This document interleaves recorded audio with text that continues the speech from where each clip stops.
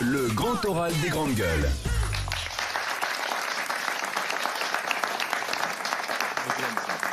Monsieur François Asselineau, bonjour, bienvenue. Nous recevons donc le chantre du Frexit. Ça, c'est votre marotte, le Frexit. On peut reconnaître, contrairement à d'autres qui, sur l'Europe, ont changé de position, notamment c'est le cas de Marine Le Pen, qui n'est plus pour la sortie de l'Union européenne. Vous restez fidèle à cette ligne. Pourquoi ? On va dire que c'est bien, vous avez une conviction, vous la défendez, mais on peut penser aussi qu'à force de revenir chaque fois devant les électeurs avec la même idée qui a priori ne reçoit pas l'assentiment de tout le monde, c'est de l'acharnement.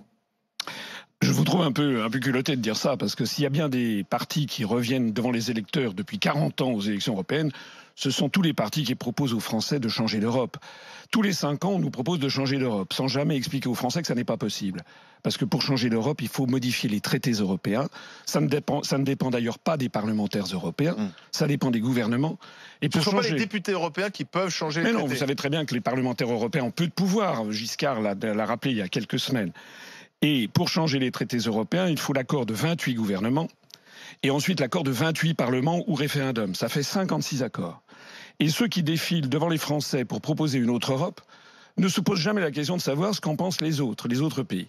Donc nous, c'est la deuxième fois qu'on se présente aux élections européennes et nous proposons aux Français de sortir de l'Union européenne, de nous libérer en fait de l'Union européenne et de l'euro.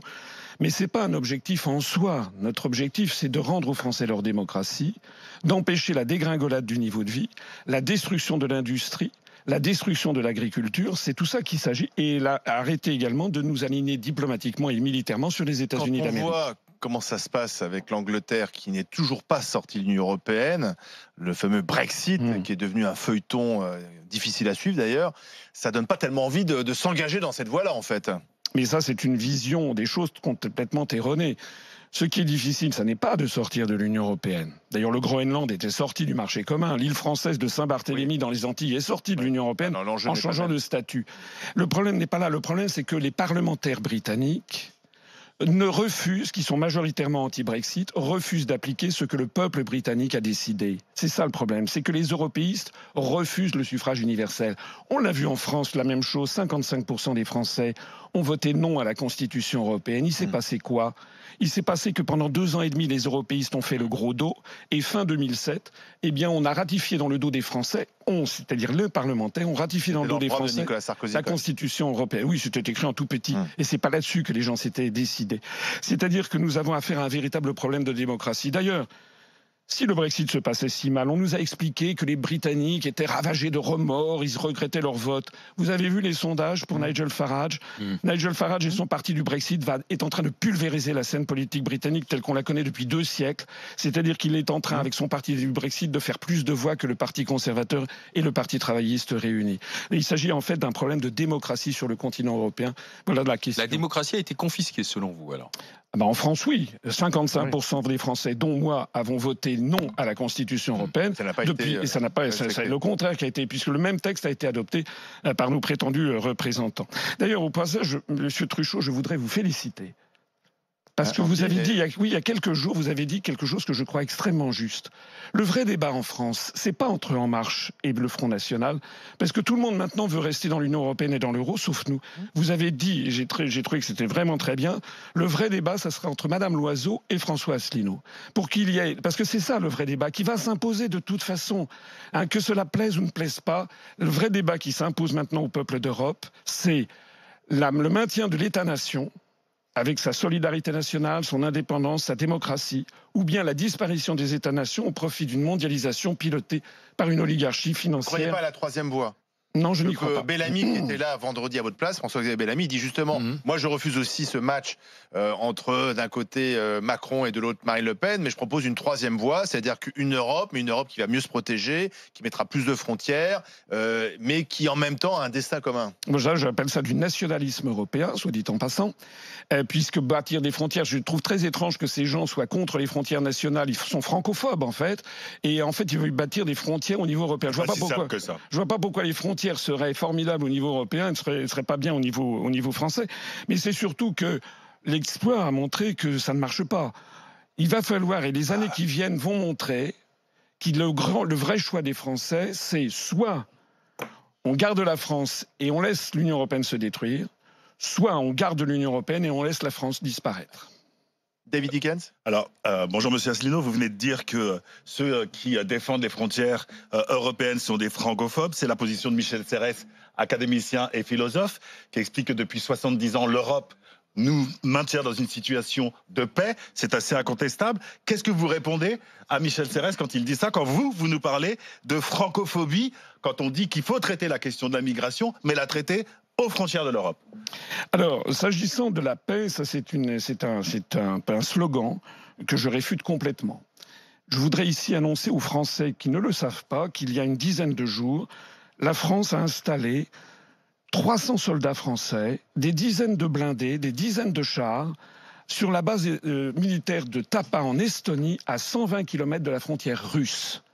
Est-ce que vous trouvez que c'est bien ? Qu'est-ce que vous penseriez si les Russes installaient 300 soldats russes et des dizaines et dizaines de blindés au Luxembourg et à Andorre? Vous vous senteriez agressé. Monsieur Asselineau, Bon. vous savez très bien que c'est pas ce dont on fait état là. Non, mais c'est ce dont je fais état. Monsieur Serres, son arrière-grand-père a fait la guerre en 1870 et lui a fait la guerre 45. Il nous explique donc de 4 générations d'hommes de sa famille ont fait la guerre. Cette guerre s'est arrêtée grâce à l'Europe. Non, ça n'est pas.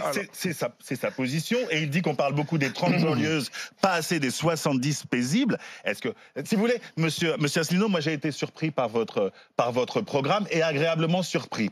Ma deuxième question, j'ai été toujours surpris par la façon dont vous êtes traité dans les médias, qui vous font passer au mieux pour un amuseur et au pire pour quelqu'un d'incompétent. Donc lorsque j'ai vu votre programme, j'ai été surpris, agréablement surpris. Donc c'est cette position de l'Europe qui nous différencie. Votre programme sur la culture, j'y adhère totalement. Celui sur l'éducation, j'y adhère totalement. En revanche, je n'arrive pas à être convaincu de vos positions sur l'Europe. C'est ma demande. Comment, de manière essentielle, pouvez-vous me convaincre? Mais la paix n'a pas été garantie par la directive des beurres sur le beurre de cacao ou la directive sur les sièges de tracteurs de la Commission européenne. S'il y a eu la paix sur le continent européen après la Seconde Guerre mondiale, c'est pour tout à fait autre chose. C'est parce que vous aviez l'OTAN d'un côté et le pacte de Varsovie de l'autre, et qu'il y avait ce qu'on appelait la destruction mutuelle assurée, qui assurait que s'il y avait une guerre, ça serait la vitrification nucléaire complète. C'est pour ça qu'il y a eu la paix. Et d'ailleurs, par exemple, elle continue aujourd'hui. Absolument. Non. Pourquoi Attendez, laissez-moi parler. François Mitterrand, dans son dernier ouvrage, un livre de confidences fait à Georges-Marc Benamou, c'était quelques semaines avant qu'il meure, François Mitterrand a dit « La France est en guerre et les Français ne le savent pas. C'est une guerre d'un genre nouveau. Une guerre sans mort apparemment et pourtant une guerre à mort. Les Américains veulent un pouvoir sans partage sur le monde. » Là, ce qu'il faut bien comprendre, c'est... D'où la volonté de s'unir pour résister face d'un côté à Donald Trump et de l'autre face à la Chine. Mais attendez, est-ce que vous y croyez vraiment à ça? Vous savez pourquoi les pays de l'Est sont-ils entrés en 2005? Pourquoi? C'est parce que George W. Bush a fait la tournée des pays de l'Est, et dans son discours à Varsovie, il a dit qu'il fallait que tous les pays de l'Est entrent dans l'OTAN, puis dans l'Union européenne. Nous faisons un bon accueil à une Europe vraiment unie. Reprenez, alors je renvoie les auditeurs à notre site upr.fr, excusez-moi de faire de la publicité. Allez voir ma conférence qui s'appelle « Qui gouverne la France ?» Quelle a été la stratégie américaine après la Seconde Guerre mondiale?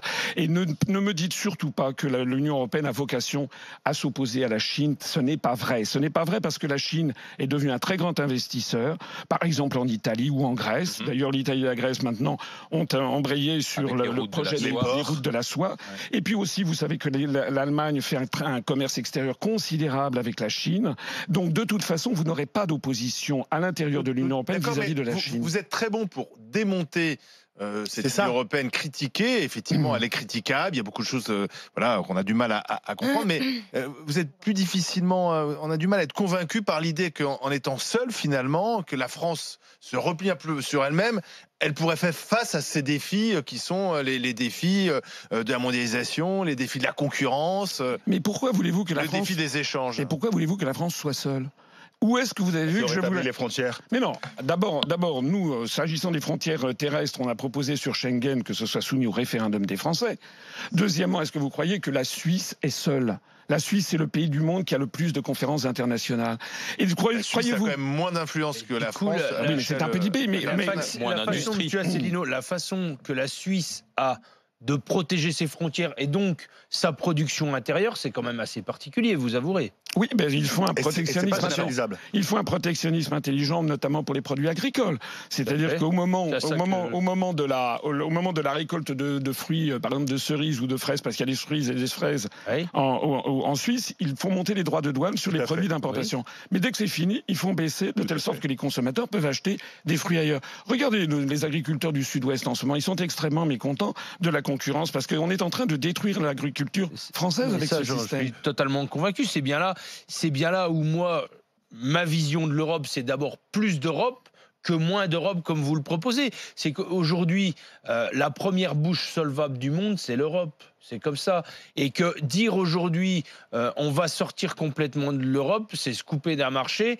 Mais j'entends aussi les problèmes de l'Europe et on ne peut pas se faire de la concurrence, alors sur les produits agricoles, ce que je connais, entre États européens, avec des cahiers des charges différents, avec des coûts sociaux différents, avec des réglementations différentes. Mais pourquoi voulez-vous perdre un marché ? Je ne comprends pas. Je ne comprends pas. Si vous voulez, lorsque la France sera sortie de l'Union européenne... Parce que quand nous, on va se mettre des droits de douane qui vont nous protéger des importations, les autres, ils vont faire la même chose. Mais on verra au cas par cas. Vous allez quand même pas me faire croire que les pays d'Europe vont arrêter d'acheter du vin français, du champagne français, des produits français alimentaires. Les Italiens en vin les Espagnols, qui vont rester au sein de l'Europe, vont nous piquer des marchés dans des pays qui produisent pas de vin. Mais ça, c'est vous qui le dites. C'est vous qui le dites. Moi, ce que je vois, c'est que depuis, plus on construit l'Europe, et plus l'agriculture française est en cours de destruction. Il faut quand même à un moment ou à un autre arrêter de faire des prophéties et faire le bilan et comparer les prophéties qui avaient été faites il y a 30 ans, 20 ans, 10 ans et le résultat. La construction européenne ne fait jamais le bilan de ses opérations. François Asselineau, vous restez avec nous. Suite du grand oral des GG dans un instant avec l'avocate Marianne Soubré qui a une question, ou plusieurs d'ailleurs, à vous poser. François Asselineau dans le grand oral des GG. RMC jusqu'à midi. Les grandes